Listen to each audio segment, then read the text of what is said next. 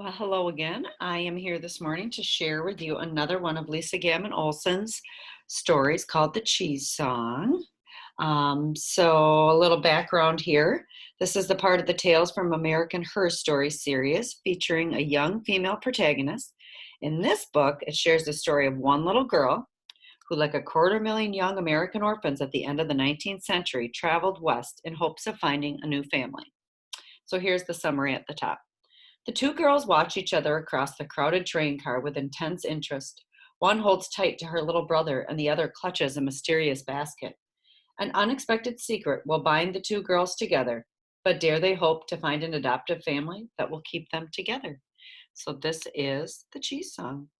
It is my pleasure and my honor to be able to read this next story to you. This is also illustrated by Lauren Rutledge.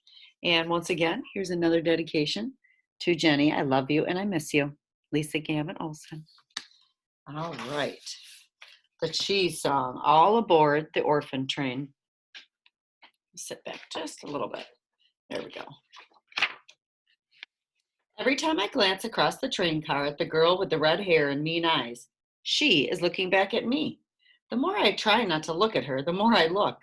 Her eyes narrow at me when my eyes shift down to the little basket she holds in her lap. She's so loud at times, nobody will even sit next to her. She's sure a sour one, huh, Libby? Says my little brother Henry, nodding in her direction. The girl glares at us. I feel my cheeks get hot. Let's look out the window, Henry, I say to distract him. Look, Libby, he says, pointing out the open window. More cows. Anybody wondering what's in the basket? I manage a smile and watch a young girl prod 3 brown cows through a pasture of dandelions. If I close my eyes, I can imagine it's me tending the cattle. I can picture a white farmhouse in the distance with the tall, straight figures of our new adopted parents at the barn, waving to me in the pasture. Our chaperone's sister Agnes clears her throat from the front of the swaying train car, interrupting my thoughts. Children, she says, I know it's been a long journey, but you mustn't worry. The Children's Aid Society has had great successes finding parents for orphans just like yourselves these past years. We will find each of you a good home. I look up and lock eyes with the mean girl just as Henry whispers, Nobody will want to adopt a sour girl like her, huh, Libby? When the train stops to take on wood, we all step off to stretch our legs. The mean girl quickly darts away from the train. She glares at me one final time before disappearing in the tall grass. Henry is quite distracted by a big brown toad, so I quietly follow her. I find her hunched over her tattered basket and whispering softly to it. My dress rustles in the grass, and she whips her head around, her eyes big and shiny. It's a kitten, I whisper. You have a kitten in your basket. I drop down next to her. At first, she only scowls at me. His name is Bonesy, she finally says, after heaving a long sigh. She tumbles a spitting black ball of fur onto the grass. Bonesy, because you can see all of his rib bones sticking out. There's Bonesy. He didn't have a mother either back in New York City. I couldn't leave him there all alone, she says, straightening her shoulders. He's an orphan, too. Same as us, I say. I'm Libby. I hold up my hand and she shakes it. My name is Josie, she says. Please don't tell Sister Agnes about Bonesy. They'll toss him off. There he is. Look at how cute he is. This is an orphan train, isn't it? I reply, holding my head up. An orphan kitten has as much right to be on this train as the rest of us. I'm going to find Bonesy a good home on a farm so he can drink fresh milk and catch rats every day, Josie says, hoisting Bonesy up in front of her. He blinks his round eyes in the bright sunlight. Bonesy hisses at a dragonfly. Shh, Bonesy, I scratch the kitten's chin. I got a half a jelly sandwich in my pocket he can have. I pull out a crumpled handkerchief from my apron pocket. Josie takes it. Here, Bonesy, eat this now and be quiet. She stuffs the flattened bread and jelly into the basket. Bonesy crawls back inside, and we can hear him purr and make little smacking sounds. Before too long, he loses interest in the sandwich and curls into a little ball and falls asleep. Well, at least he's quiet for now. I say, standing up and stretching. Don't know how we can keep him quiet for very long, though. I've been hiding him, Josie says with a grin. When he starts making noises, I get louder. Suddenly, her strange behavior on the train makes a lot of sense. Now, when I watch Josie on the train, I get a tiny nod of her head. She really got a cat in that basket, Henry whispers to me later. Yes, I say, but remember, it's a secret. We want Bonesy to find a new home, too. Meow, meow. The sound echoes through the train car. Meow. What's that? Someone asks, sleepily from the back. Uh-oh. Woof, woof, Josie says in response, quickly followed by a and a moo moo. I can see her panicked eyes widening in my direction. What's going on there? It's a game, Sister Agnes, I call out. Quack, quack. Meow, meow, Bonesy calls from the basket. That was a good one, Josie, I say. You sound like a real cat. Quack, quack, Henry says loudly, catching on to the game. Hee-haw, hee-haw. A duck, someone calls out. A donkey, a pig. The whole train car is filled with sounds of laughter and animal noises as everyone joins in. Bonesy finally quiets down. I know you're tired, children, Sister Agnes says brightly. In a few minutes, we'll arrive at our next stop, Spring Green, Wisconsin.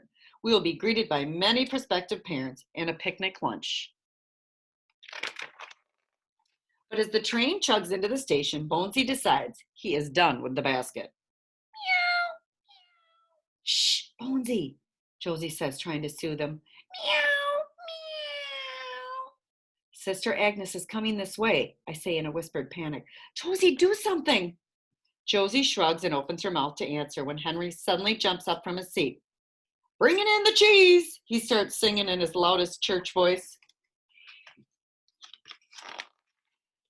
Bringing in the cheese, we shall come rejoicing, bringing in the cheese. I try to tell him it's sheaves, not cheese, wheat sheaves, but he continues singing about the cheese, so I join in with all my might, and pretty soon, everyone on the train is singing along as well. The people gathered at the station are smiling and pointing at us. A tall couple near the back of the crowd waves, and when Henry belts out another round of bringing in the cheese, they join in as well. We race together to gather our things and exit the train car.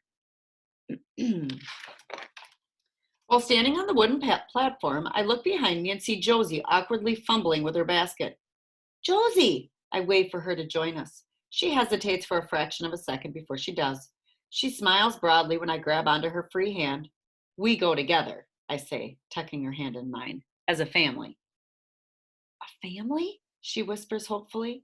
What if the people only want to adopt 1 or 2 children? Her eyes fill with tears. What if 3's too many? Then we wait for the next family, I say, squeezing her hand. We wait together. My heart beats faster and faster when I see Sister Agnes speaking to the young couple I'd noticed from the train. Children, Sister Agnes says with a broad grin, this is Pastor and Mrs. Robertson. She's the missus, says the man, hooking his thumb at his wife. She laughs and touches his arm gently. You got a farm? Henry asks. Lots of rats around? He winks meaningfully at me and Josie. You see that church steeple over there across town? The man asks. That's where we live. I'm the preacher of that church. I'm Pastor David. So you aren't a farmer? Henry says with disappointment. You don't have any rats? The man throws his head back and laughs. How come you need a farm with rats? He asks. 'Cause we got a cat, Henry tells him solemnly. We brought him all the way from New York City. Uh-oh. A cat? Gasps Sister Agnes. Cats weren't allowed on the train. Josie opens the basket and carefully reaches in. His name is Bonesy, she says, holding him up for everyone to see. Bonesy arches his back and spits out a soft hiss. You know, the missus says, clearing her throat, I did see a mouse yesterday by the garden wall. And a mouse isn't nothing but a small rat, Henry adds hopefully. You gonna adopt us, mister? Henry asks excitedly. All of us and Bonesy too? If it's okay with the 3 of you, he says kindly, pushing the brim of his hat. And you could teach me that song you were singing on the train when you pulled in. How did that go? Bringing in the cheese, Henry adds helpfully. I keep telling him it's wheat sheaves, not cheese, I say softly, bringing in the sheaves. I like the cheese song better, Henry says stubbornly. Then cheese it is, the pastor says with a hearty laugh. You can teach the congregation your version next Sunday. His eyes look into mine and he says, we have been praying for a family and here you are. Would you like that? The missus asks, holding out her hand.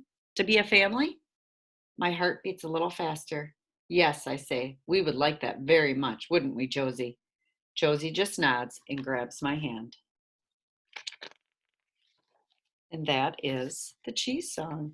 And for more information, you can always read the back about, this is historical fiction, so it's about the orphan trains that actually are part of our history. So thanks again, Lisa, for giving me permission to read the cheese song. Have a great day.